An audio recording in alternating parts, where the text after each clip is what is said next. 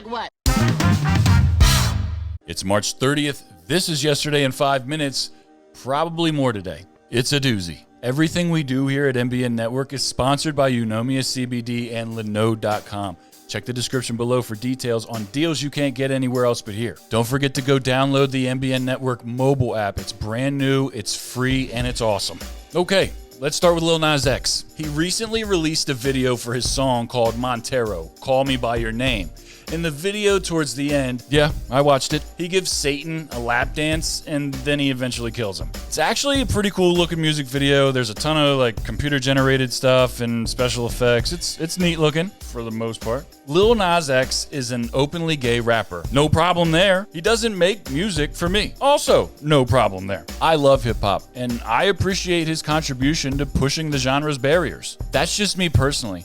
I don't have to know his music, and I don't, to feel that way. A lot of people are unhappy. They don't like the video, they don't like the song, they don't like him. The cherry on top is the Satan shoes. Streetwear company Mischief is collaborating with the rapper on Satan shoes. Only 666 pairs were made, and they went on sale on Monday.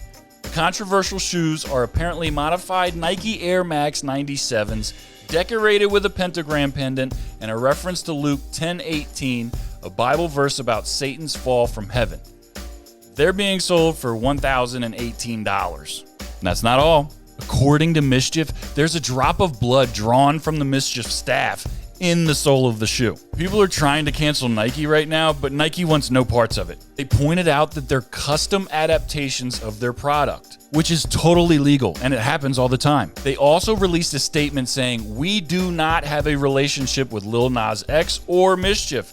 Nike did not design or release these shoes, and we do not endorse them." The funny thing about all of this that no one who's mad seems to know about is that the same company made custom Jesus shoes a couple of years ago. They contained holy water in the sole of the shoe from the River Jordan and also sold for a ridiculous amount of money. How did you know that? I read the article. Context.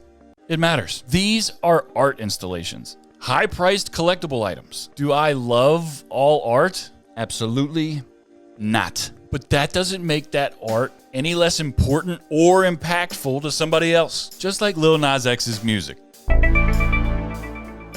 You might want to take a seat. This next one's out of this world, stupid. No, seriously, I'm probably just going to read a bunch of the stuff because it's that crazy. The Minnesota Supreme Court ruled that a person can't be found guilty of sexually assaulting someone who is mentally incapacitated due to intoxication if that person became intoxicated by voluntarily ingesting drugs or alcohol. This just happened. In 2021, the ruling was released last week after the case of Francois Khalil, who was convicted of third-degree criminal sexual misconduct by a jury because the victim was drunk and mentally incapacitated. Khalil met his victim after she was denied entry to a bar for being too intoxicated. The court's unanimous decision was written by this guy, Minnesota Supreme Court Justice Paul Thiessen. Thiessen writes that the lower court's definition of mentally incapacitated regarding the case, quote, unreasonably strains and stretches the plain text of the statute, end quote, since the victim was intoxicated before she met Khalil, her attacker. In order to be considered mentally incapacitated under Minnesota law, the alcohol must be given to the person without that person's agreement, according to the court. Because the original case did not meet the standard for the victim to be mentally incapacitated, the state's high court granted a new trial for Khalil. What? I don't even know what to say here. What? I did some digging to see if Justice Thiessen had any other outrageous instances of voting against protecting women. But the vast majority of his rulings in the past show that he's pro-choice, and they honestly don't line up with his thinking on this, so I really don't get it. He even had an award nomination from his Catholic high school taken away for his stance on abortion. So none of this really makes any sense to me whatsoever, at least in a stereotypical kind of way. I judged a judge by his stock photos, and he's not who I thought he was going to be. And now I'm even more confused about it than when I started. I'll also never understand how this was a unanimous decision. Kelly Moeller and Marion O'Neill, a bipartisan duo of state representatives, introduced legislation earlier this year to amend the third-degree sexual misconduct statutes in the state. Minnesota is now among several states that only consider being drunk as a barrier to consent if the alcohol was given against the victim's will. Something to keep an eye on, especially if you're a woman in Minnesota. And that's it for today's episode of Yesterday in 5 Minutes. My name is Taylor Cooper.